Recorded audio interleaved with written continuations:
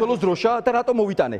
ამ 4 ოქტომბრის თავარი დასაცავი არის საქართველოს დროშა. 5 ჯვრიანი საქართველოს დროშა. ივანიშვილმა მოახერხა იმდენი რომ მიიტაცა ხელისუფლება. ივანიშვილმა მოახერხა რომ გამოკეტა ჩვენი თანამებრძოლები ციხეში. ივანიშვილმა მოახერხა რომ ახალგაზრდებს ყოველდღიურად იჭერს. ივანიშვილმა მოახერხა რომ ფაქტობრივად ცივილიზაციურ სამყაროს ჩამოაშორა ქართველი ხალხი. ვერ წაგვართვა დროშა. ეს დროშა მე მინდა მოგმართოთ ქართველებო. ყველა სახლში, ყველა კორპუსზე გადმოფინეთ საქართველოს დროშები. ჩვენს მეზობელ თურქეთში რო გადახვიდეთ, აგერ 100 მეტრში.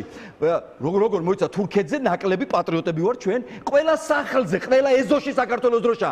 ბიძინა ივანიშვილის როგორც ეშმაკს პირჯვრის გადაწერის ეშინია. ზუსტად ისე ეშინია საქართველოს დროშის ბიძინა იოანიშვილის და მე დარწმუნებული ვარ.